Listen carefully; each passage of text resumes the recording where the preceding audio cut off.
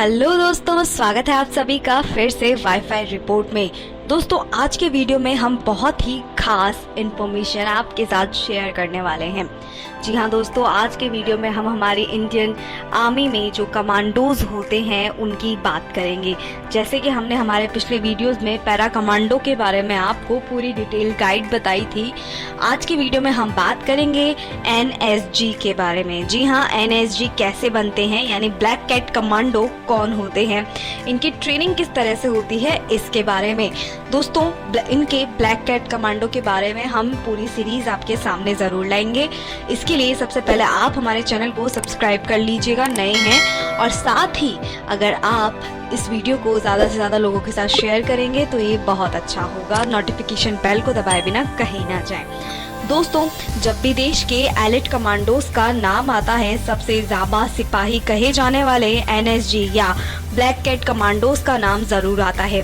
तो जानते हैं आखिर किस मिट्टी से तप कर ये कमांडोज निकलते हैं। एनएसजी गृह मंत्रालय के तहत 7 केंद्रीय सशस्त्र पुलिस बल यानी कि CAPF में से एक है। एनएसजी का गठन भारत के विभिन्न फोर्सेस से विशिष्ट जवानों को छांटकर किया जाता है। एनएसजी में 53% कमांडो सेना से आते हैं, जबकि 47% कमांडो पैरामिलिट्री फोर्सेस दिया जाता है। CRPF, ITBP, IRFF, BSF से आते हैं। इन कमांडोज की अधिकतम कार्य सेवा 5 साल तक की होती है। 5 साल में सिर्फ 15 से 20% को ही रखा जाता है। बाकी कमांडोज के 3 साल पूरे होते ही उन्हें मूल फोर्सेज में वापस भेज दिया जाता है। भारत के सबसे महत्वपूर्ण व्यक्तियों की सुरक्षा और आतंकवादी हमलों से बचाव का जिम्मा एनएसजी का ही होता है। एनएसजी कमांडोज हमेशा काले कपड़े, काले नकाब और काले ही सामान का इस्तेमाल करते हैं।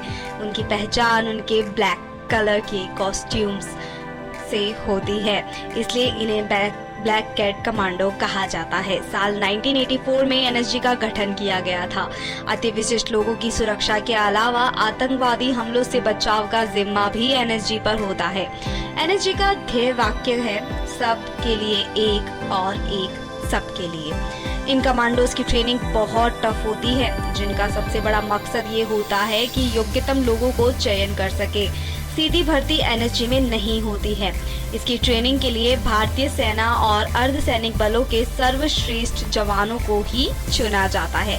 तो दोस्तों, आपको नहीं लगता कि जिस तरीके से मैं आपको ये बात बता रही हूँ कि एनएसजी कमांडोज के बारे में, तो आपको लग रहा होगा कि ये काफ़ी टफ होता है, यहाँ तक पहुँचना इतना आसान नहीं है। तो सब दोस्तों सही सोच रहे हैं। जैसा कि मैंने अपने लास्ट वीडियो में आपको पैरा कमांडो के बारे में बताया था कि पैरा कमांडोज बनना भी कोई आसान बात नहीं है। एक आम व्यक्ति पैरा कमांडो नहीं बन सकता है, लेकिन अगर उसके अंदर देश के लिए कुछ करने का जज्बा हो तो वो पैरा क्या, वो ब्लैक कैट कमांडो भी बन सकता है। दोस्तों, इसमें आर्मी, पैरामिलिट्री फोर्स या पुलिस में होना जरूरी है। फिजिकल ट्रेनिंग के लिए उम्र 35 साल से ज्यादा नहीं होनी चाहिए। सबसे पहले फिजिकल और मेंटल टेस्ट होता है। 12 सप्ताह तक चलने वाली ये सबसे टफ ट्रेनिंग होती है। शुरुआत में जवानों में 30 से 40% फिटनेस योग्यता होती है, जो ट्रेनिंग खत्म होने तक 80 से 90% तक कर दी जाती है। यानी कि देख रहे हैं ना आप कि किस तरीके से इनको ट्रेन किया जाता है कि अगर आप 30 to 40% पे अपने फिटनेस लेवल को लेके जाते हैं तो वहां से निकलते हुए 80 to 90% तक आप आ ही जाते हैं। इनकी ट्रेनिंग में कठिन एक्सरसाइजेस करवाई जाती है ताकि ये शारीरिक रूप से सक्षम हो सके। किसी भी मुश्किल हालात को देखते ही फौरन एक्शन लिया जा सके। इसके लिए जिगजैग रन की ट्रेनिंग दी जाती है, जिसमें कि ऊपरी हिस्से को मजबूत बनाने के लिए एक्सरसाइज करवाई जाती है, जिसमें हाथ सबसे खास होते हैं। 60 मीटर की स्प्रिंग दौड़ के लिए सिर्फ 11 से 13 सेकंड का दिया जाता है और 100 मीटर की स्प्रिंग दौड़ के लिए केवल 15 सेकंड का वक्त ही इन्हें दिया जाता है। जिस हिसाब से आप देख रहे हैं कि कितना कम वक्त इन्हें दिया जाता है। तो आगे बात करें कि ट्रेनिंग को और अधिक कठिन बनाने के लिए काफी सारे हथियार उनकी पीठ पर लद कर उन्हें आगे बढ़ना होता है। एक बंदर की तरह रस्सी के सहारे एक स्थान से दूसरे स्थान पर जाना भी कमांडोज की ट्रेनिंग का एक इम्पोर्टेंट पार्ट होता है। इसके बाद बारी आती है इंक्लाइंड पुश अप्स करने की। फिर कॉन्फिडेंस बढ़ाने के लिए 9 फुट के गड्ढे को फांदना होता है। किसी मिशन पर जाते समय न जाने कैसी स्थिति सामने आ जाए, इसे निपटने के लिए हाई बैलेंस भी करवाया जाता है। पैरेलल रोप के जरिए कमांडोज के शरीर को और ज्यादा मजबूत बनाया जाता है। स्पाइडर वेबनेट के जरिए ऊपर चढ़ना, दूसरी ओर से नीचे उतरना, हाथों को पकड़ मजबूत बनाने का काम करते हैं। रस्सी के सहारे चढ़कर 26 फुट ऊंची दीवार फांदना भी जरूरी होता है। 60 फीट ऊंची दीवार पर चढ़ने की ये प्रैक्टिस पहाड़ पर चढ़ने का एहसास कराती है। आसमान में सीधे किसी कमरे में घुसना, तो उसकी भी ट्रेनिंग दी जाती है। इसके बाद बारी आती है एक्शंस की। जी हाँ, भले ही हाथों में हथियार ना हो, लेकिन कमांडो दुश्मन को मार गिराने की ताकत रखते हैं। इनमें कई तरह के मार्शल आर्ट्स भी कराए जाते हैं। दुश्मन के हाथों से चाकू छीनकर कैसे उसी का गला काटना है, ये खतरनाक तरीका भी इन कमांडोज को सिखाया जाता है। किसी विमान के हाईजैक हो जाने की स्थिति में कैसे निपटना है, इसके लिए भी खास तरीके की ट्रेनिंग दी जाती है। एक बनावटी विमान की मदद से ऐसी स्थिति से निपटने की ट्रेनिंग भी दी जाती है। एनर्जी कमांडो को एक गोली से एक जान लेने की ट्रेनिंग दी जाती है। यानी ये कहा जा सकता है कि आपातकालीन स्थिति में ये कमांडो सिर्फ एक गोली चलाकर कर सकते हैं। इन कमांडोज को आंख बंद करके निशाना लगाने, अंधेरे में निशाना लगाने और बहुत ही कम रोशनी में निशाना लगाने की ट्रेनिंग भी दी जाती है।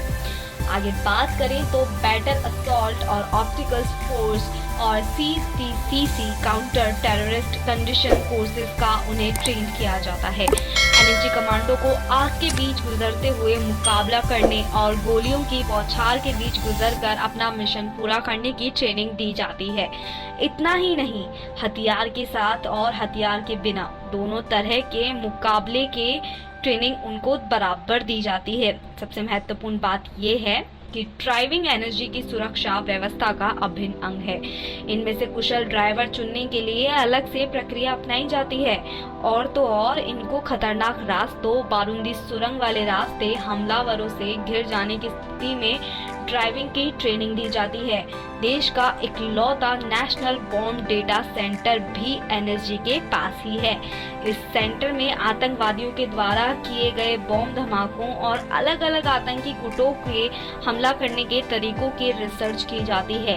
एनर्जी को आतंकवादी हमले की स्थिति में आतंकवादियों पर काबू पाना, बंधक बनाए गए लोगों को छुड़ाना, बम की पहचान कर उसे निष्क्रिय करना, इन सभी की ट्रेनिंग दी जाती है। आपको याद होगा 26/11 के मुंबई हमलों में ब्लैक कैट कमांडोज ने स्थिति को नियंत्रित करने में सबसे ज्यादा महत्वपूर्ण भूमिका निभाई थी।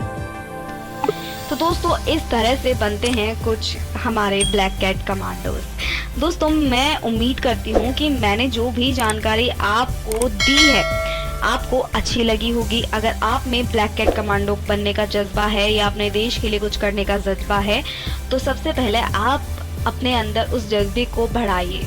आप अच्छे से कोशिश कीजिए, हमारे चैनल को सब्सक्राइब कीजिएगा, क्योंकि आपको हर एक फील्ड के बारे में हमारे चैनल के थ्रू नॉलेज मिलेगी। जी हाँ दोस्तों, आपको हम कोशिश करेंगे अलग अलग तरह से, किस तरह से कैसे हम आप तक सारी जानकारी पहुंचाएं, इन सभी का प्रयास हम रोजाना करते हैं। तो मिलती हूँ आपसे अगले वीडियो में। तब तक वाईफाई रिपोर्ट को सब्सक्राइब करें, चैनल पर नए हैं तो वीडियो को लाइक करें, बेल आइकन प्रेस करे बिना कहीं ना जाएं। बाय बाय के लिए